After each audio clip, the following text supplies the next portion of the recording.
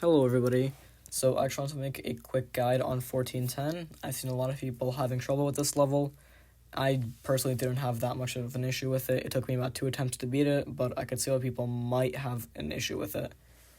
So this might seem like a weird team, but once we actually get into the team, you'll see why I'm using it. So it's honestly better to put full damage resist on Affogato. I have a weird setup because this is my old guild battle setup, but full damage resist is a lot better for him. So pretty standard for pure vanilla, full cooldown. Don't ask why I have such trash toppings on him. Cotton should have full cooldown as well, a lot better than full attack. She just gets way more opportunities to heal. Pretty standard. Claire has full attack. This is for guild battle, but you can use full cooldown if that's what you have on him.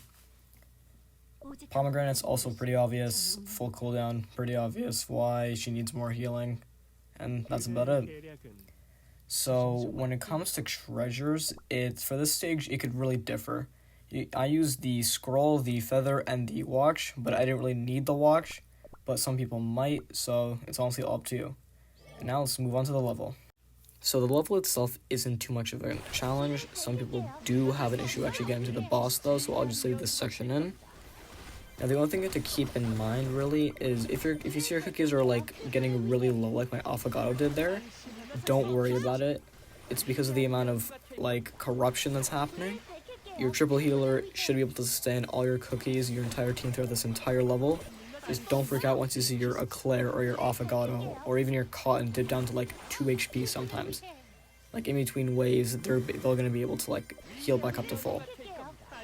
So if this team doesn't really work out for you, you can use a dark cacao strat and just replace pomegranate for dark cacao. But what you want to keep in mind is that dark cacao has to have enough damage resist to tank for the entire team. Mine doesn't, so I'm not using him here, but it might work out for you, so whatever works out for you, you should use.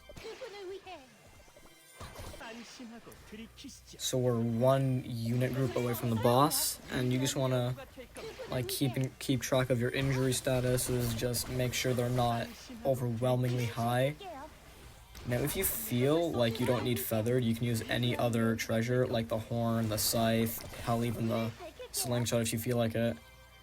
But it's honestly all to you. Now that we're at the boss, you want to take out that back unit instantly. He's the only main like hard part of this boss because he's going to soak up all the Affogato abilities, he's going to tank it all for him. So it's a very big issue. So he should die with this next Claire use. And this is where you have to pray that you have enough cooldown to stall him. And I do, and now that the Affogato is on him, he won't be able to get angry and sweep my entire team. Now, at this point, it's pretty standard, just use all your abilities. He shouldn't be able to kill your team with the triple healer comp that you have. And yeah, that's about it. Pretty easy stage, really fun to play, but I can see why people might have a struggle with it. So this is the one stage where you're actually going to use Affogato unironically, because every other stage you could just use Dark Cacao, Caramel Arrow, any other tank that you might have, because Affogato is completely useless after this. Now, when it comes to total damage, it's a Claire doing the most, followed by Cotton, pretty obvious why. And yeah, that's about it.